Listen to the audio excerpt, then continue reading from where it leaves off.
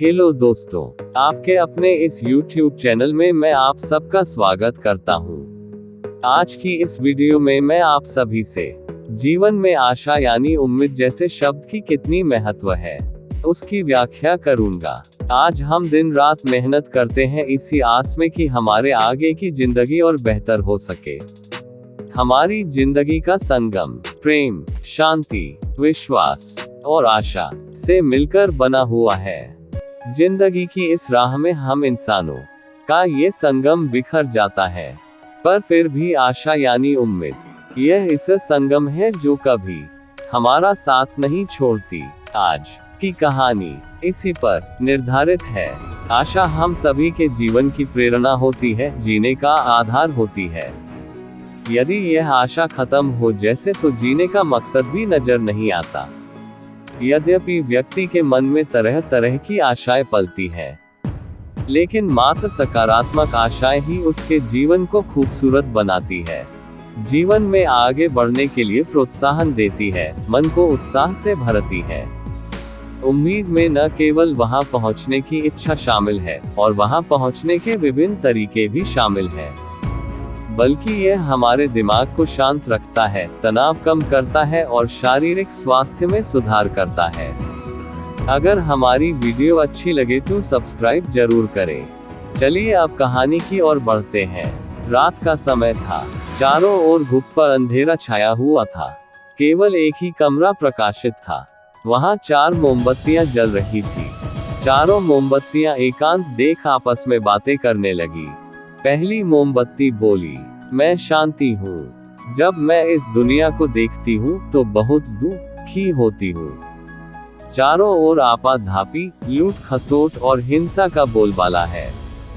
ऐसे में यहाँ रहना बहुत मुश्किल है। मैं अब यहाँ और नहीं रह सकती।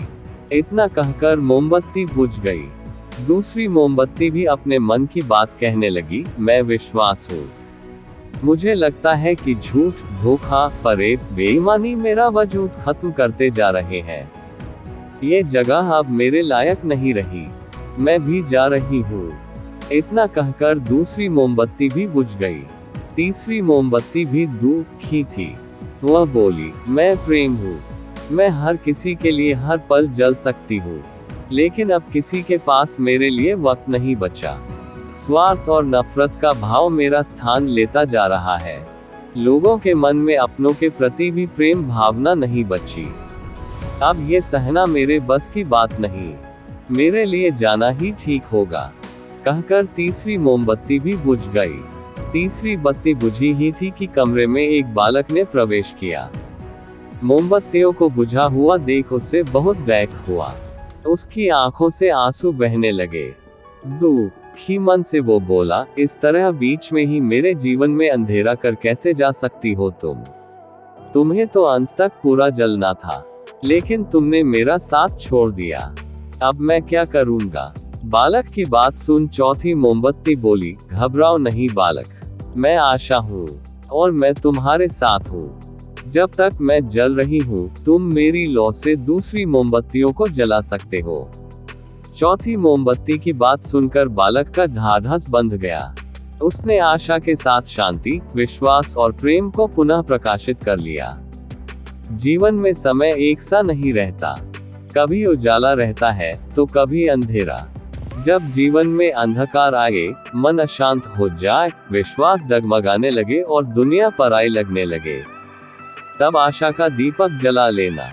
जब तक आशा का दीपक जलता रहेगा, जीवन में कभी अंधेरा नहीं हो सकता। आशा के बल पर जीवन में सब कुछ पाया जा सकता है, इसलिए आशा का साथ कभी ना छोड़े।